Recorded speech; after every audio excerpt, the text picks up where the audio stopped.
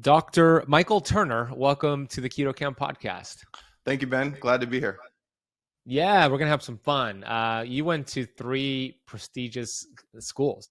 You went to Harvard Medical School, the Mayo Clinic, and Stanford University. And I'm curious, like, what even led down that path of studying health and nutrition, and why did you want to explore that route? And then number two, those are more conventionally trained approaches, and you're more of integrative medicine. So how did that happen? Right. Well, great question. I grew up in California in the Bay Area with a pretty strong naturalistic emphasis just in the way that I was raised. My mom, for example, worked at a health food store in college. She went to Berkeley in the late 60s, early 70s. She was kind of had halfway one foot in the realm of being a hippie, let's just say, politely, nothing prerogative about that. But so there was, when I was raised, minimal sugar in the house. I couldn't have sugary cereals, for example. I couldn't have Twinkies. There's this very famous story of me when I was 5 years old. I was obsessed with Twinkies because other kids could have this stuff and I never could. And so I got caught in the aisle of the supermarket just tearing into this box of Twinkies. I escaped from my mom on purpose, did my surveillance, went right to the Twinkie area, stared it down for a minute, and then just gave in and started tearing into this thing. My mom came and found me, made me apologize to the store owner, the whole thing. Yes, this is a true story. Also, as I was raised, minimal TV, emphasis on getting outside, emphasis on reading books, that kind of thing. My mom refused to buy me video games. Went my entire childhood. Nintendo came out, Mike Tyson Punch Out, Contra, all this stuff, Tecmo Bowl, original stuff, N64, couldn't get it, pain. Only time I could play the video games is I go to friends' sleepover on the weekend or something, So oh my gosh. Yep. So and then another pivotal event for me was high school. So sophomore year of high school, I took a health class, just public high school, regular Joe health class, nothing special other than it pretty much kind of revolutionized my life towards health and wellness, right? So we were talking about physiology, different body systems. And I remember we were talking about, the heart, let's just say, or the eyes or your muscular system. And I remember being really fascinated and intrigued and thinking like, wow, this is kind of complicated. And this is cool. I didn't know there was that much going on inside my body, right? It was like a glimpse under the hood. You're living in your body, but how much awareness do you really have of what's going on inside day to day, right? I had basically none at that time.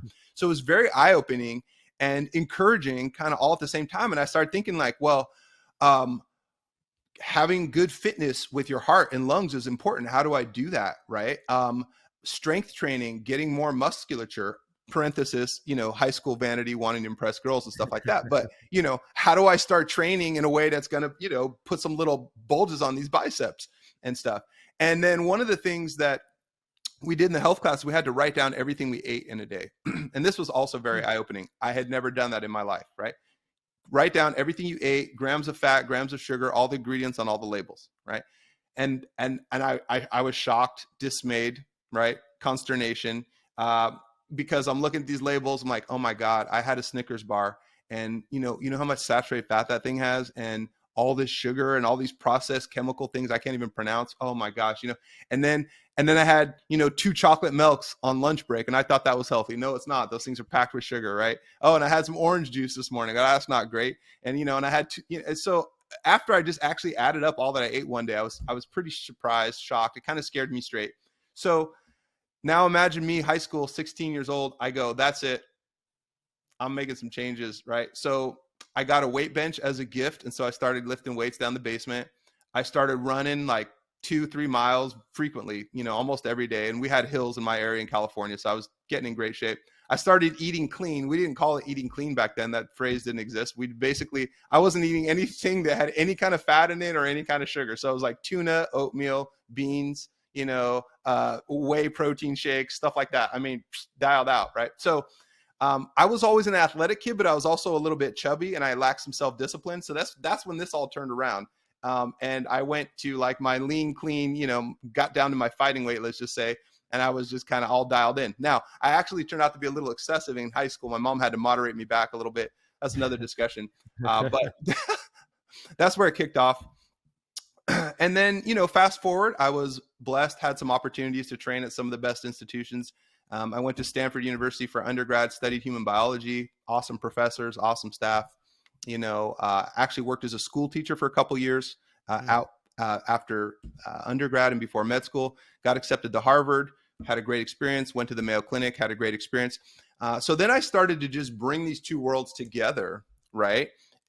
Beginning in my own personal health and wellness journey, right? And I'm sort of an overachiever and obsessional about some things sometimes. And so I just got obsessional and have stayed that way about health. And the question is, the $1 million question in my mind is, what would it feel like to be as healthy as I could possibly be, right?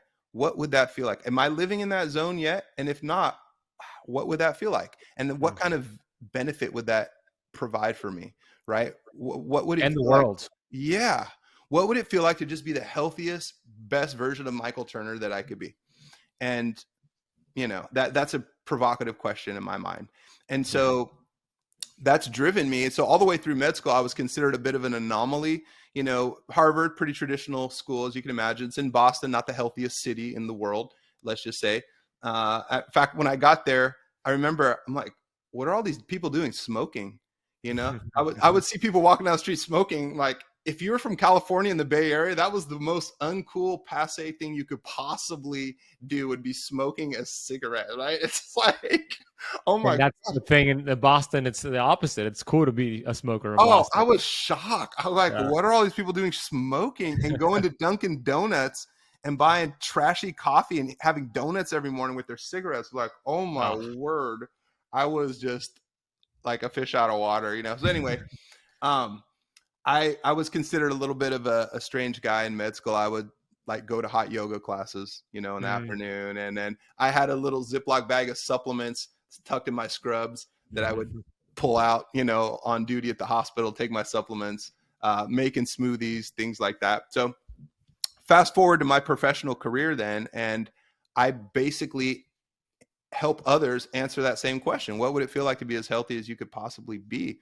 And I give them advice from an integrated perspective, emphasis on lifestyle, supplements, checking hormones, eating right, exercise habits, sleep, positive mental attitude, combined with, traditional, appropriate, helpful concepts of preventive medical care and wellness, like getting certain labs and getting imaging tests when you need it, and medications occasionally, that kind of thing. So it's a great life. I'm living my dream right now, I have to say.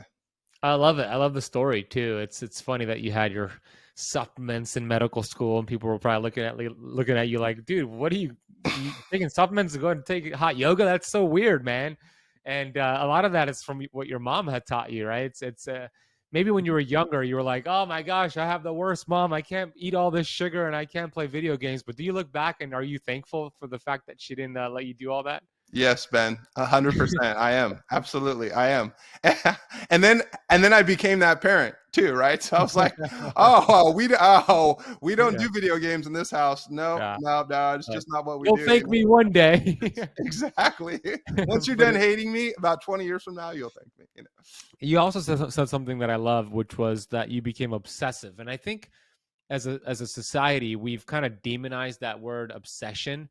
I love that word. I believe your obsessions become your possessions, but it depends on like what you're directing that obsession toward, right? For me, when I was very unhealthy, I was mentioning before we hit record, I was addicted to food and video games and drugs, and I was obsessed with those things, and those became my possessions. But then I got really clear on what you asked. What would my life look like if I was the healthiest version of myself? And then I became obsessed with that.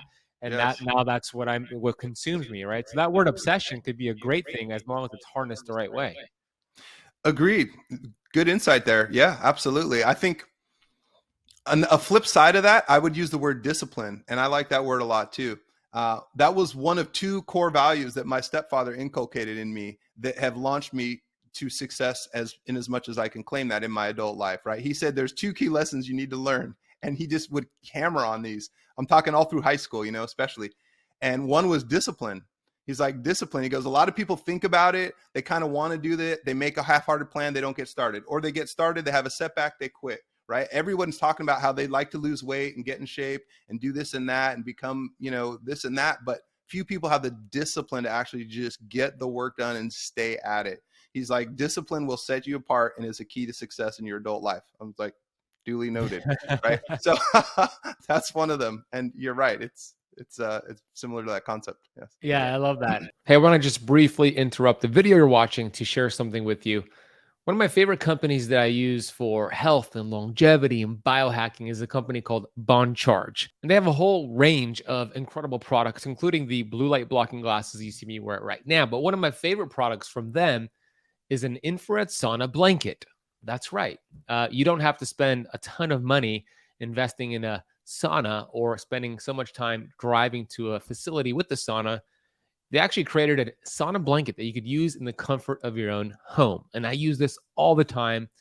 Why would we want to even do a sauna? Well, there's a lot of research and a lot of studies showing the benefits of infrared sauna. The sauna blanket works by raising your heart rate to a workout or a training session. So you burn more calories while you're actually lying down and relaxing. You could burn up to 600 calories in one single session. Also, it's going to cause you to sweat. And one method of flushing out toxins from your body is through sweat.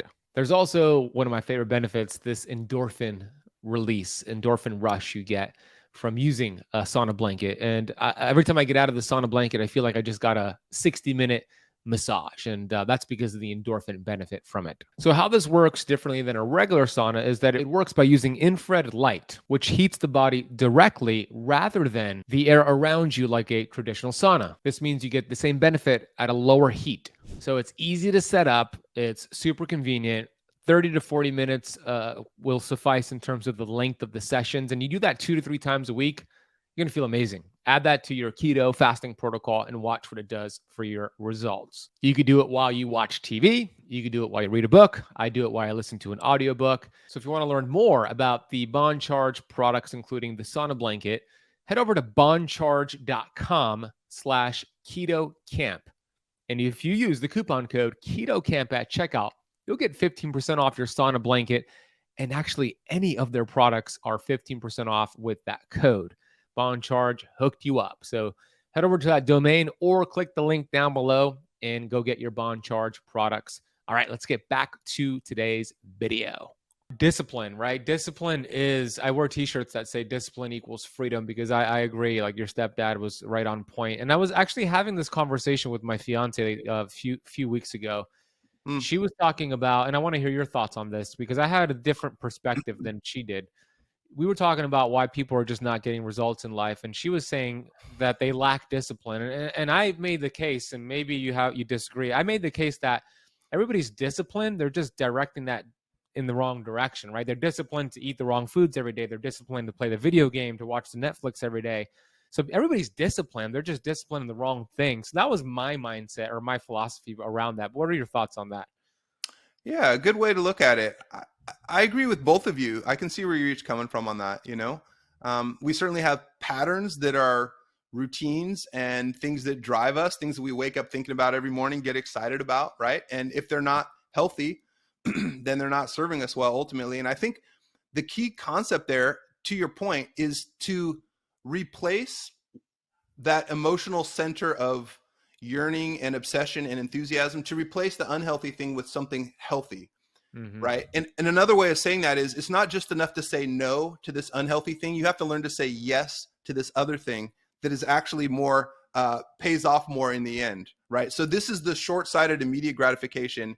But if we just tell people you got to stop doing this, and it's an agenda of no, and it's an agenda of discipline, that doesn't get very far as an agenda of, hey, this might not be helping you so much, but it's got some sort of short-term emotional payoff, sitting and eating chocolate late at night and watching Netflix. It's like soothing you. It's comfort. I get it. All right. And it's okay to have emotional turmoil. We all go through stress. We all go through hard times. We all got issues. Like, I get it. But you know what? There's this other way over here that is actually, if you can like jump over this bridge for a minute, you're going to like this a whole lot more because you're not going to wake up with regret.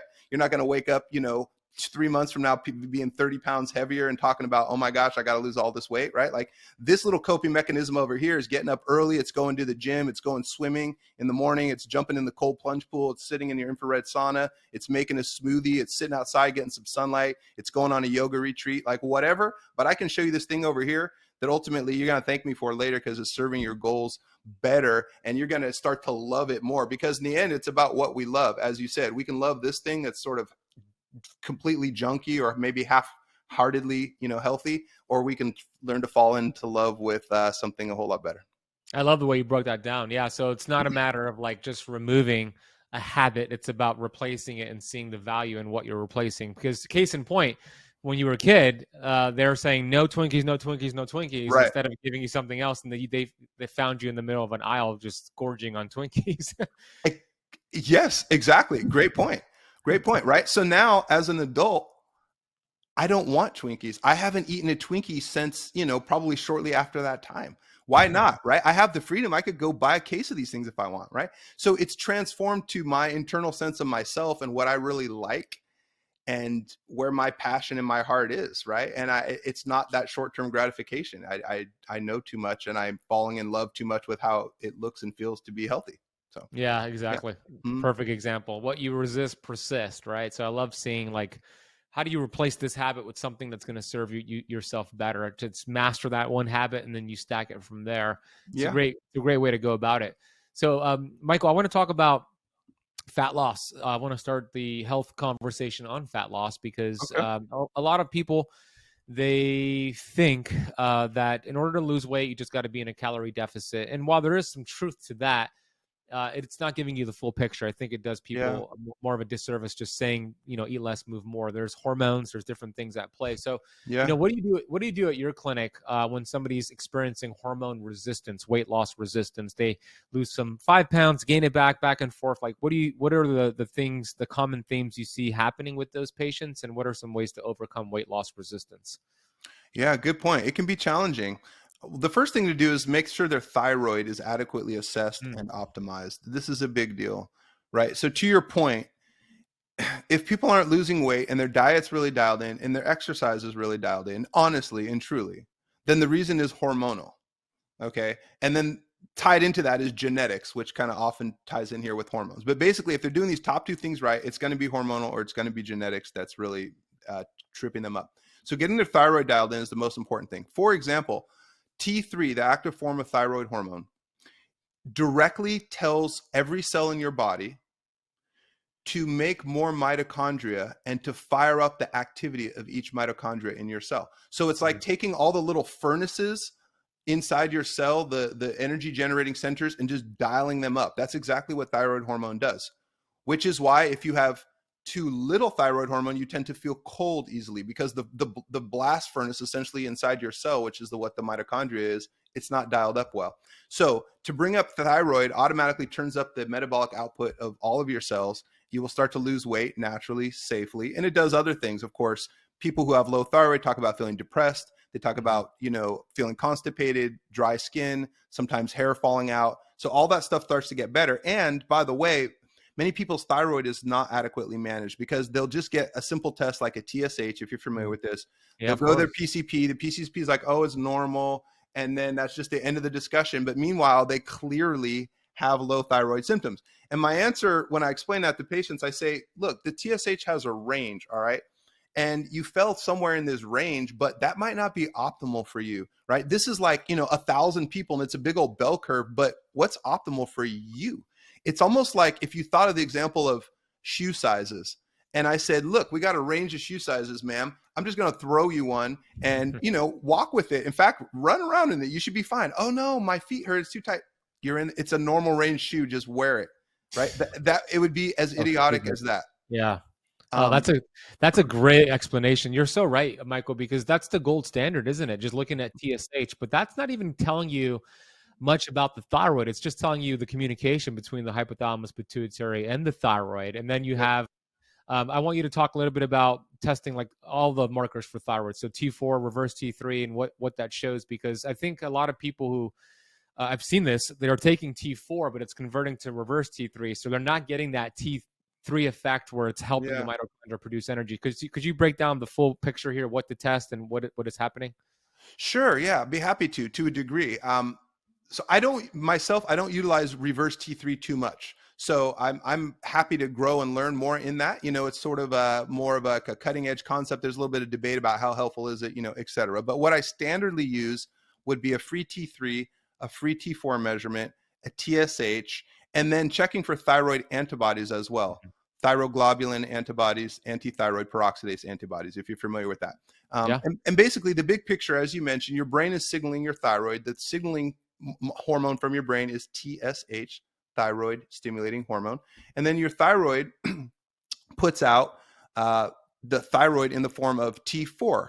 And that's sort of like a precursor inactive form of thyroid, but that floats around your body and then it gets converted on demand to the active form T3. And that does things like dials up your mitochondrial energy output. Some of the problem can occur at different levels. Sometimes people's brain does not put out enough signal. That's more rare, but can happen. Sometimes you're getting an adequate signal, but the thyroid is not putting out enough T4. That can happen. For example, let's just say a COVID infection. COVID can absolutely affect your thyroid. It can cause inflammation and tissue destruction, and let's just say irritation and dysfunction of the thyroid, just like it can of your adrenals, just like it can of your testicles and affect testosterone levels. So there are things that can go wrong in the thyroid. Classically speaking, it's considered either a lack of iodine or an autoimmune problem. Those are the two most typical problems that go wrong, that mean the thyroid gets an adequate signal from the brain, but yet it's not putting out enough. Then sometimes it puts out enough just fine, but remember, it puts out T4, and that's not the active form. And sometimes people have problems converting the active form over to T3. So their T4 levels are great, but their T3, the biologically active form in the end, is not really up to par. They've got sort of a conversion problem. A lot of times that comes down to nutrition. So there are certain vitamins and supplements that have a key role as cofactors, quote unquote, in that conversion process. This is also why sometimes people will be on T4 as a medication, which is Synthroid or levothyroxine, right? And yet they feel still a little crummy. That maybe they feel a bit better, but they're still kind of feeling a little bit low thyroid. And that's because we're assuming that all of that T4 will just get converted over nicely to T3, but it's not happening. Not happening. Yeah. Right. So sometimes you have to give them a product like an Armor or a Nature Thyroid, which is a mixture of T4 and T3, right? Or sometimes you can leave them on their T4 and you just give them nutritional supplementation. There are some really nice multi-ingredient products that I like that help kickstart and facilitate conversion over to T3. You could ask the question, just again, theoretically laying the whole thing out, right? You could ask the question, well, if T3 is the active form, why don't doctors just give T3 right away, right? Why would we be giving T4, right? And the answer is because T3 is the active form, it's very potent. Right. And it's hard to get that exactly dialed in right away. So we could just kind of guess an amount of T3, but we also might cause a heart arrhythmia. All right. Correct. Or something terrible. So we err on the side of safety for the patient and say, hey, look, let's just give you a lot of T4 and let your body sort it out. Let's give you a nice little pool of precursor thyroid, and then your body will convert it on demand as it needs to its active form, which is a fair enough idea. But as I said, the devil's in the details, though, with the conversion. Doesn't always happen great. Yeah, you explained it very well. The thyroid is kind of like the canary in the coal mine, right? It's like it's going to show you symptoms because something else is happening in the body. It could be COVID. It could be heavy metals. I've seen a lot of research on mercury really eating up selenium and also affecting the thyroid gland and creating Hashimoto's thyroiditis, etc. So if you're doing lab tests on your thyroid, please get more than a TSH, and then make sure you're working with a brilliant doctor like Dr. Michael Turner, because he's not just looking at the labs, he's also asking the patient, how do you feel, right? Their symptoms are very important to gauge if something's working or not. Unfortunately, most doctors are just looking at the labs. Why do they, are they just trained that way? Like what is happening there? Why do they just not ask the patient what are the symptoms they're dealing with? A great question.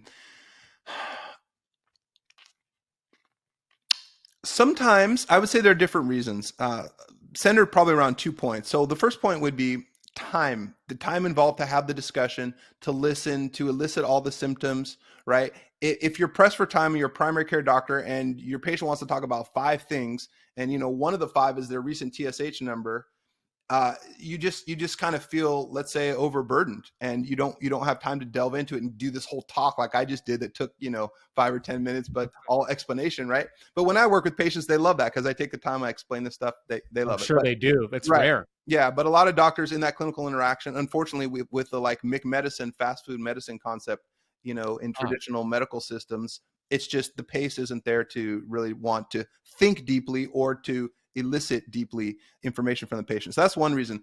That's a good term, by the way. I've never heard MIC medicine before. That's good. Okay. Yeah.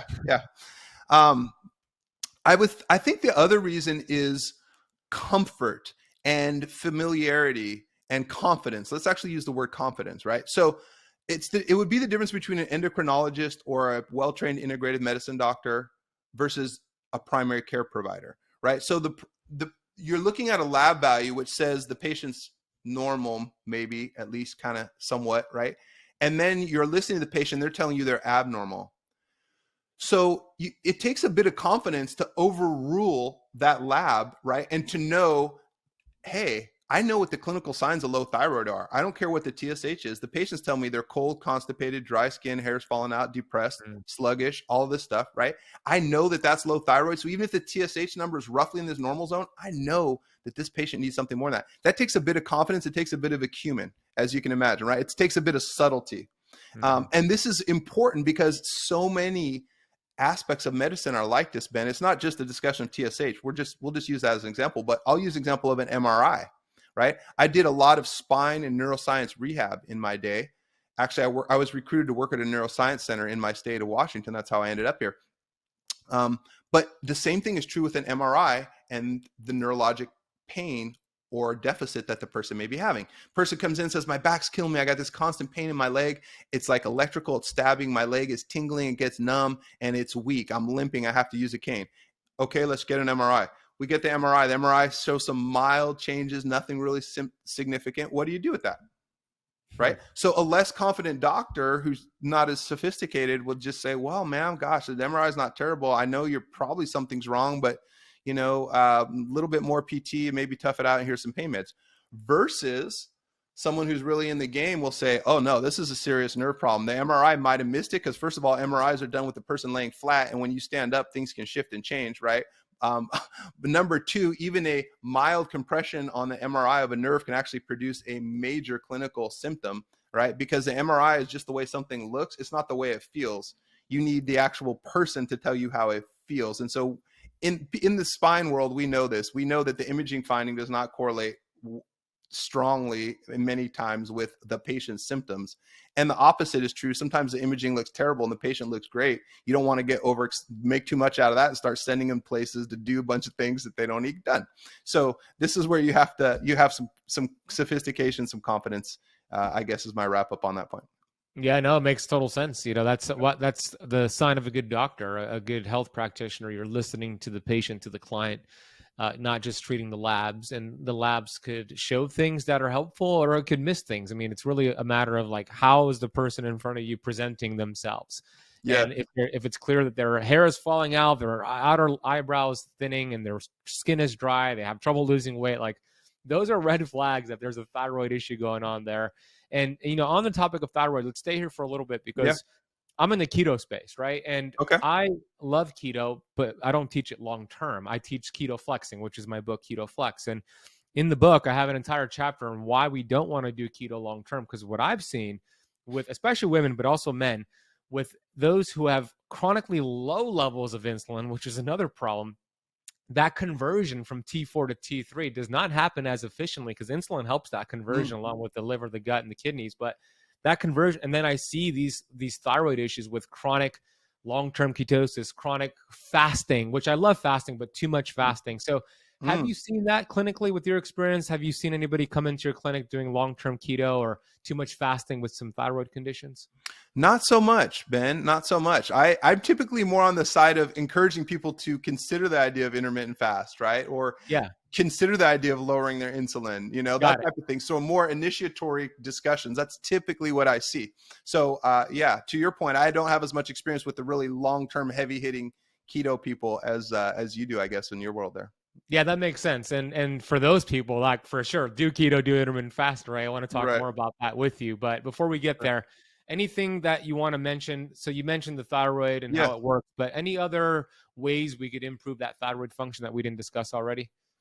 Well, no, the thyroid function, it's a matter of good nutrition, first of all, so that you have the cofactors like the selenium, the zinc, the vitamin C that are necessary for conversion over to T3.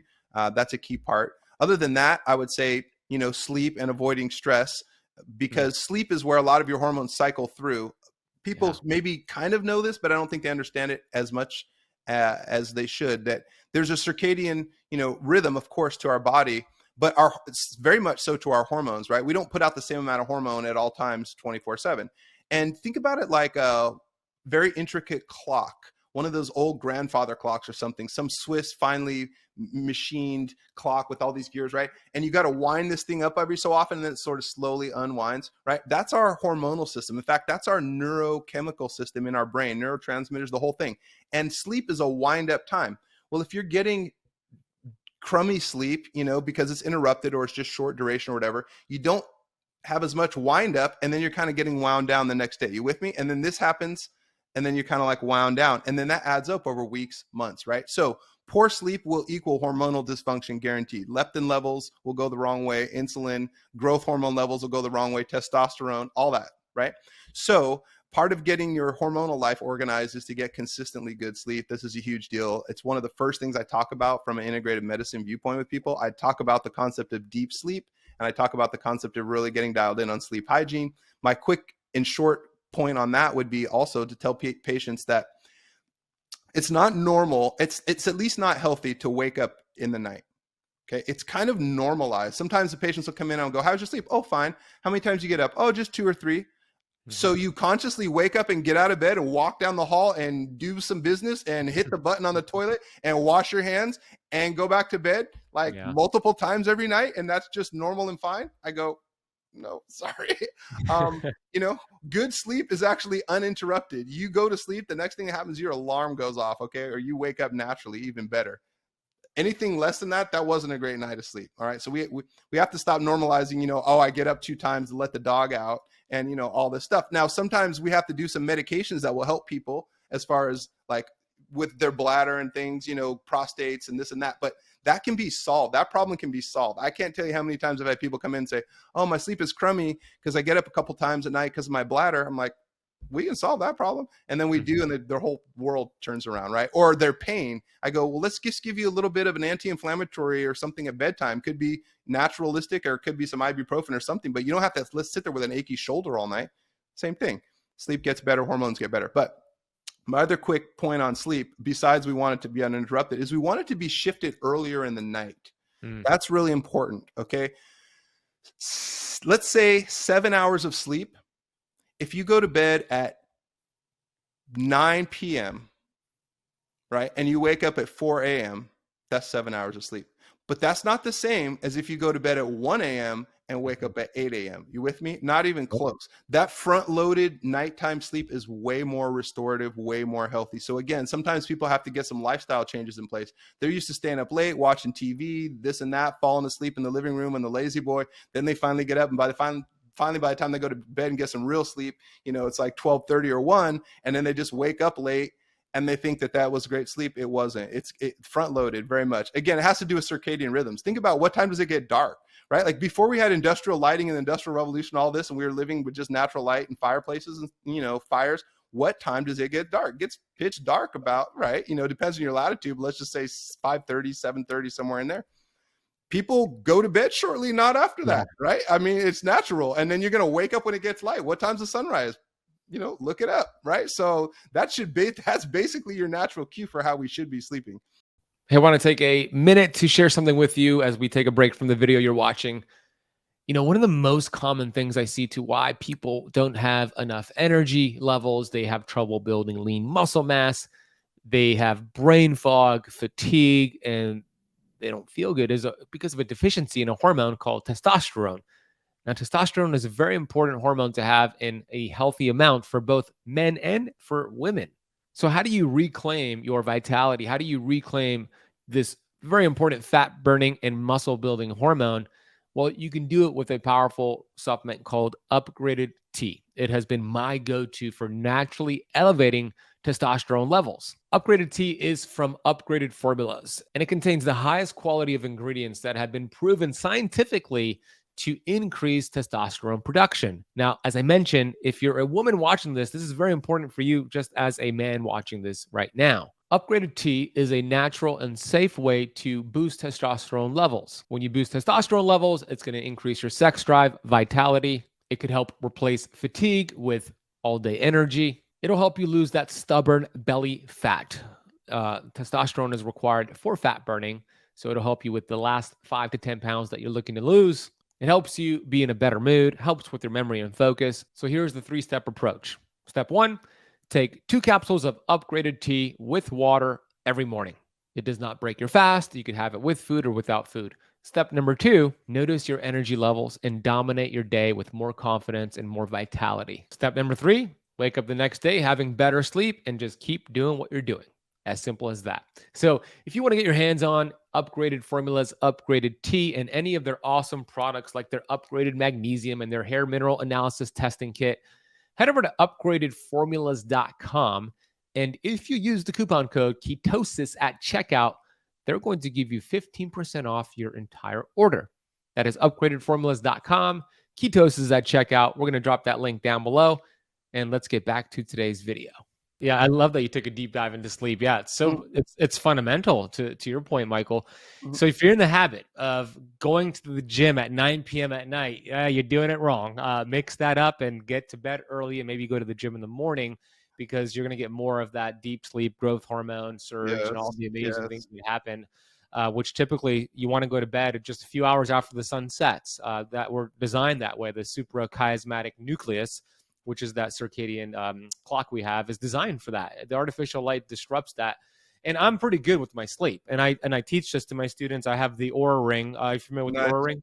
I do. I just ordered my replacement one last week. I'm missing my Oura Ring right now. You have one too. Yeah. I lost it swimming in Hawaii, which it was cool, but it was a big downer when I came out of the water with my ring gone. So anyway, well, that's a good place to lose it. If you're going to lose it, might as well do it in Hawaii. Yeah. So, I'm looking at my REM, and you're right. There are some times where I see those white spikes and I wake up and I'm wondering what happened there, but we're not designed to have those white spikes of interrupted sleep. I want to hear your thoughts on people who are eating too close to bed and what that does to lower their deep sleep scores, lower their heart rate variability, and actually slow down fat loss. What are your thoughts of eating too close to bed? Yeah, right. Very negative concept, as you're mentioning there. Absolutely. One of the things I say is a calorie is not always a calorie. It depends on when you consume it. Okay. Because it has different hormonal effects that it kicks off depending on when you consume it during the day. And so a calorie, a McDonald's hamburger at 9 p.m. is not the same as a McDonald's at 1 p.m. It's not, right? And then the short answer is, once it's past dark, your body's in hibernation mode. It's not in energy burning mode. It's in hibernation mode. Biochemically, it's primed to just be hibernating and be low energy. And if you cram a bunch of energy in there, it's going straight to energy storage. It's as simple as that. So again, sometimes people don't have to eat a whole lot differently. They just need to shift the timing of it, right? They need some different behavioral cues. They're used to just pulling out, the kettle corn and watching Netflix at 9 o'clock at night. And that's just killing their intention to lose weight. They could eat the same bit of kettle corn, but do it at 12:30, in the middle of the day, and take a walk afterwards for 20 minutes, something like that, right? So yes, to your point, eating once it's dark is basically murder on, the idea if you're trying to lose weight. For reasons related to insulin, namely. And the other thing I also mentioned is cardio, or the idea of burning calories, through exercise, is also similarly structured. You're going to get more benefit from cardio during daylight hours, right? When your body is primed to be burning out energy. In fact, I like the idea of doing cardio on an empty stomach. That's one of the first, AKA fasted state. That's one of the first things I tell patients. I'm like, if you're serious about weight loss, what you're going to do is you're going to get up in the morning and you're not going to eat breakfast. Instead, you're going to do your cardio. Why? Because when you ate dinner the night before, those calories washed through your body as they got digested, fair enough, over about 3 to 4 hours. You went to bed. Sometime in the middle of the night, your body switched to fat burning mode, right? So when you wake up first thing in the morning, your body's in fat burning mode. So here's the idea. Why ruin it by putting something in your mouth? The minute this goes in your mouth, your fat burning mode is done. And now you're dealing with this, right? So why ruin it by putting something in your mouth? Instead, accentuate it, run with it by doing your cardio. So you skip breakfast, and within that 30 or 45 minutes you would have devoted to making, eating, cleaning up breakfast, you're doing your cardio. You're jumping on your spin bike or something else like that, right? And then you just delay your first meal of the day. And now we're into a nice intermittent fasting pattern with our cardio getting done in the morning. That is way more healthy than to be eating, all day and then maybe try to do a little bit of cardio, 8 o'clock at night or something like that, like an hour after your dinner or something. It's not the same. Powerful tip right there. I'm a big fan of these fasted cardio workouts. I'll do 2 hours of basketball in a fasted state, and it really just I'm really metabolically flexible, so I could do that. But if you're just kind of starting out, then a walk, a jog, or something that you mentioned, like an elliptical, something that's moderate. It doesn't have to be high intensity, does it? It could just be like a 30-minute walk, can it? No. Oh yeah, absolutely. Yeah. Yes. So that works. And so if there's one tip you got from this in terms of fat loss, it's work on your sleep, number one, and then avoid eating too close to bedtime. Give yourself at least 3 hours of fasting before bed. But the earlier you could bring those calories, even if you're not even changing. Let me ask you this. What if somebody is listening to this and they're following a standard American diet, which I find hard to believe if you're listening to my show, but hypothetically, you're following a standard American diet, you're eating a whole bunch of fast food, and they change nothing except that they're giving themselves 5 hours of fasting before bed. So they're just going to eat more of their calories earlier in the day. They're not changing what they're eating, but they're eating it earlier in the day. Will they lose weight and get results just doing that without changing what they're eating? Yes. I've seen it numbers of times. There's theoretical reasons to think that and experiential reasons to show that. Yes. Simple answer. Yeah. So imagine you combining that with a low carb, higher fat, higher protein sort of approach, aka keto with intermittent fasting. So you mentioned you have individuals, patients that come in who are insulin resistant, type 2 diabetic, et cetera. Yeah. We know that 88% of the population at the very minimum of American adults have some sort of metabolic dysfunction, according to that University of North Carolina Chapel Hill study. Why do you love an insulin-friendly diet like keto combined with intermittent fasting for these individuals? Well, it's outstanding because it helps lower your circulating insulin levels. So let's talk about the idea of insulin sensitivity versus insulin resistance, which is, I think, kind of what you're keying in on. And this is worth talking about and helping explain to, your audience, and something I take a lot of pains to explain to patients working with me. So the metaphor that I use is a high performance engine. Okay. We want your body, metabolically speaking, to function like a high performance engine. You don't have to flood it with a lot of gas. Just a little bit of gas has the right air fuel mixture, right? The right spark, the right ratio, and it fires off and you create a lot of power. That's what we want. We want your body to run on small amounts of blood sugar, small amounts of necessary insulin to get the job done, right? And everything is very sensitive and it responds well. So we don't have to flood your system with insulin to get things done. Right? That's the idea of insulin sensitivity. We want a body that is sensitive to insulin so that we can get by with lower circulating levels of it. Well, why? What does that have to do with fat loss or fat or weight gain for that matter? And as you know, Dr. Fung, for example, has talked a lot about this. Jason Fung, Dr. Lustig, Robert Lustig from UCSF, awesome doctor as well. A lot of good stuff on YouTube about this. They go a lot into insulin and leptin, which is kind of what we're talking about here. But with insulin, we want your body to be sensitive to it. And insulin is a double-edged sword. It is helpful, but is also harmful at the same time, right? It is helpful because it helps clear your sugar out of your bloodstream where we don't want it circulating and building up, right? Excess sugar for too long in your bloodstream begins to react chemically and damage the lining of your blood vessels. This is the basic driver of diabetes, right? Excess blood sugar in circulation is very negative. So insulin helps move the blood sugar out of circulation. Fair enough. That's its necessary job. However, what does it do? It brings that blood sugar into your cells, and then it sends a biochemical signal to your cell to create fat. Okay. Insulin sends a strong fat creating signal. So if you have high levels of insulin, you have a high levels of molecular signaling that says store fat.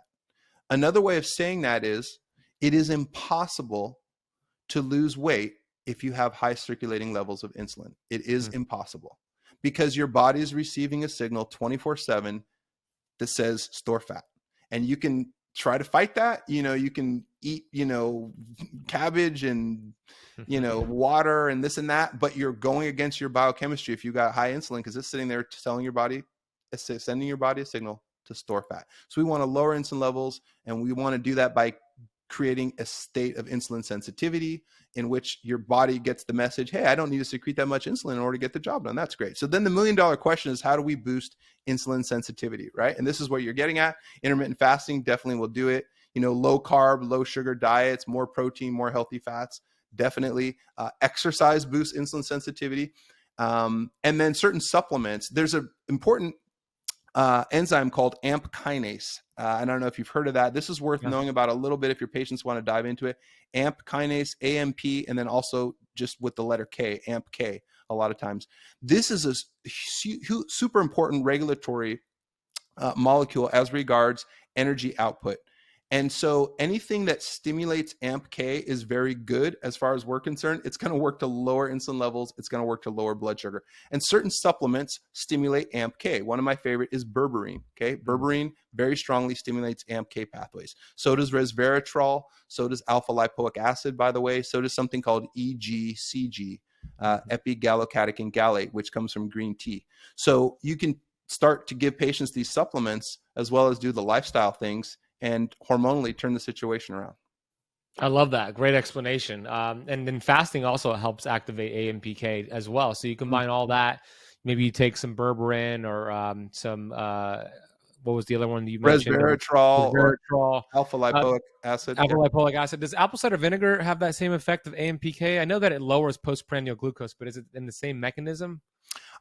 I don't know. I need to look into that. I'm about familiar with it in the same way that you are. When I think of apple cider vinegar, I think of lowered postprandial glucose levels, but I don't know what it might do to AMPK. It's a good question. Yeah, it might act differently. I'm not sure. So we'll figure that out. So yeah, that's the solution. Like and Dr. Fung is brilliant. He's a friend of mine. He's been on the show. He endorsed my book, which is awesome. Oh, awesome. He has the great analogy of putting on headsets and listening to music all day long. You're going to have to increase the volume to get the same effect. And after a few months, if you keep listening it to a nonstop, you're going deaf. That's exactly what you're saying here with the receptor sites.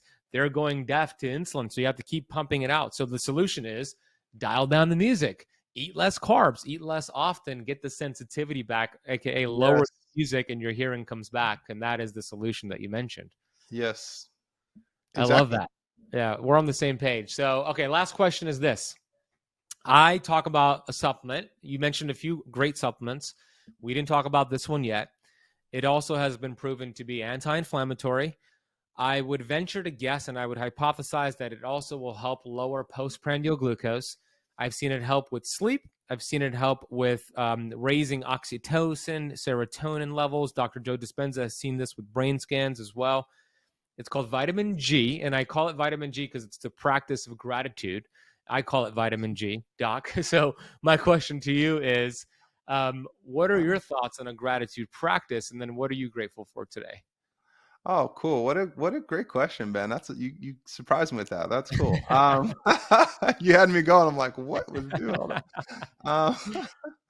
I guess, you make a great point, which is our perspective, right? That we bring to life every day, classically described as glass half full or glass half empty, right? Now, this is a choice. One of my favorite quotes is an Abraham Lincoln quote, kind of folksy. He says, I reckon most people are about as happy as they make up their minds to be.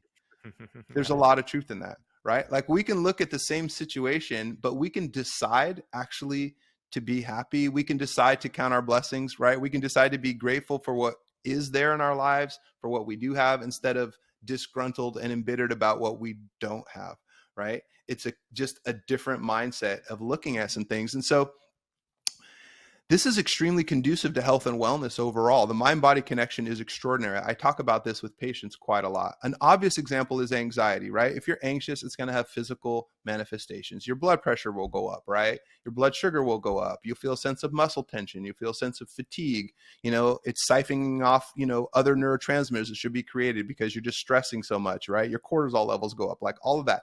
So we know that the mental state of anxiety will drive some physical maladies. But let's use the opposite. Let's look at it from a positive viewpoint. What if we had the mental state of calmness, the mental state of gratitude, the mental state of acceptance of challenges instead of just beating our head against them, right? What physical changes would that produce? To your point, many, right? Many. So if we're interested in being physically healthy, we've got to get a hold of what's going on up here mentally, because the connection is extraordinary. And, it's free. It, has no side effects, and nobody can stop you from doing it. The pharmacy can't get, supply chain issues and none of that. Right.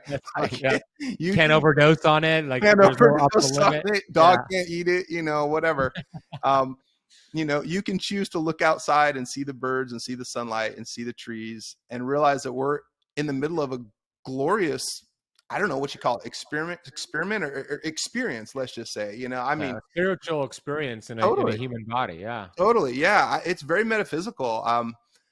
Just as an example, there's two anecdotes that come to mind. One is, there's a very famous picture. One of the most famous pictures of photojournalism of all time is called Earthrise. Earthrise is the very first picture of the Earth that was taken from space.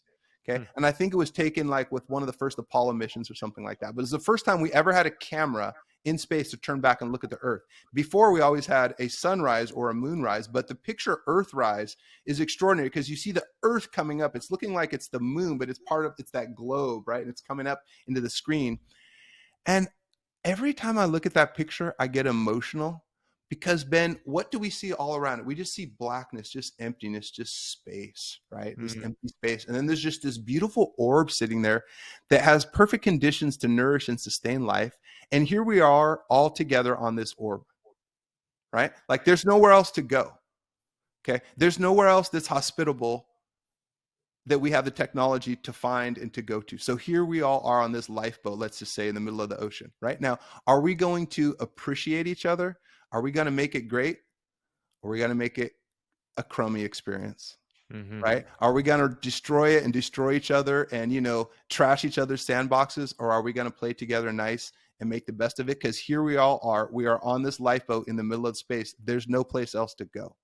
Think about it. Let it settle in, right? And when I think about that, and then I zoom down to me waking up and looking out the window, like, yeah, I'm on Earthship right here, you know, and this is amazing. I'm floating through blackness of space for bazillions of light years. I can't even understand that, but here I am with enough oxygen to breathe today and, you know, enough food. This is extraordinary. We got photosynthesis going on and I can reach out and grab a peach off of a tree and eat it and stay alive. Like, wow, you know, get amazed, get thankful. I love that. Yeah, that's it's a choice, isn't it? Right? Faith. One of my favorite quotes from Bob Proctor, who's actually this gentleman, he passed away last year, was a mentor of mine. He said, faith and fear both demand for you to believe in something you cannot see. You choose, right? So the fear would be the negativity, the pessimism, etc. But the faith would be the gratitude, the optimism, and exactly what you just said. So Mike, so what is the final question is, what are you grateful for then, Michael? You mentioned a few things, you know, having oxygen, a peach tree, but in this very moment, what's the first thing that comes to mind when it comes to your gratitude? Well, I'll say the first thing that comes to mind right now is actually the satisfaction and the contentment I feel from my profession, from my role in life right now. I know that I'm contributing to the well-being of other people. I'm leaving the world a bit better on a daily basis, God willing. And certainly, hopefully, by the end of my life that way. So I feel like I'm living kind of in tune with my highest desires and highest sense of purpose, right? Another way of saying that is, in my career, if I got independently wealthy somehow, if I had a rich uncle that just wrote me an inheritance check, I would still show up tomorrow to be Dr. Turner and do integrative medicine. Because that's how you know you're living on that's purpose. How you know. Purpose. Yeah, that's what I'm most grateful for right now. I found my niche in the world of how to contribute. That's a great feeling. I love that. That is something to be grateful for. I feel the same exact way. Like if somebody just wrote me a check for 100 million, I'll still have this conversation with you and do what I'm doing. That's how you know. And I think that lack of purpose, which is an epidemic, is the result of why people stress eat and are obese and all these health issues out there. So when you could find that purpose, like Michael has illustrated he has, and I definitely have, then there's so many health benefits to that. So Michael, I've got vitamin G for you. I really enjoyed today's conversation. Your website is michaelturnermd.com. Where else do you want the audience to go? Oh, thank you. Another place people might be interested in is my Substack, which is drturner, all one word, drturner.substack.com. That's an integrative place where I put my podcast episodes and different wellness articles that I write. And so many people have given me good feedback about that. Awesome. We'll put that in the notes. Everybody go check out Michael's work. I'm grateful we had this conversation. Thank you for the work you do. And hey, we'll do a round 2 in the future, man. There's a lot more to cover. Great. Sure. Thank you very much, Ben.